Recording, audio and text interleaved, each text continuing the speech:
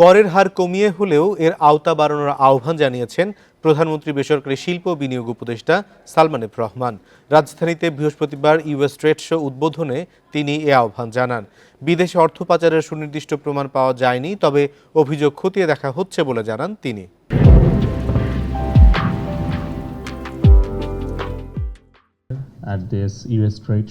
বাংলাদেশ ও যুক্তরাষ্ট্রের মধ্যে বাণিজ্য সম্প্রসারণের লক্ষ্যে রাজধানীর হোটেল ইন্টারকন্টিনেন্টালে বৃহস্পতিবার উদ্বোধন হল ২৯তম ইউএস ট্রেড শো। গত এক দশকে বাংলাদেশে অর্থনৈতিক উন্নয়ন হয়েছে, তবে এর চ্যালেঞ্জ রয়েছে।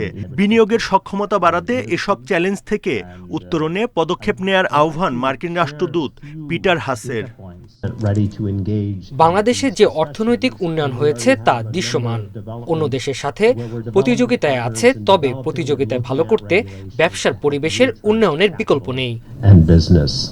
রাজনৈতিক স্থিতিশীলতা ও সহায়ক পরিবেশ থাকায় বিদেশি বিনিয়োগের আহ্বান জানান ডাক, টেলিযোগাযোগ ও তথ্য প্রযুক্তি প্রতিমন্ত্রী জুনায়েদ আহমেদ পলক।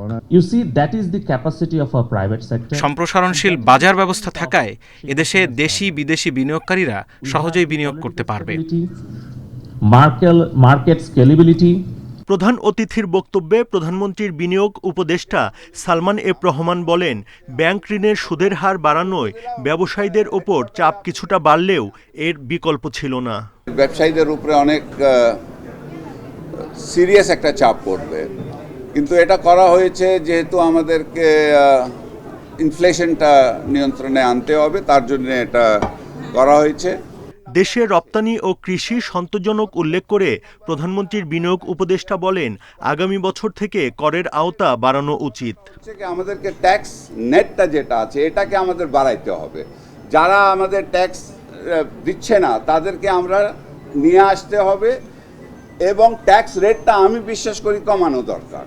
অর্থপাচারের বিভিন্ন অভিযোগ সরকার খতিয়ে দেখছে বলেও জানান প্রধানমন্ত্রীর এই উপদেষ্টা, তবে সরাসরি কোনো প্রমাণ এখনো মেলেনি বলেও জানান তিনি।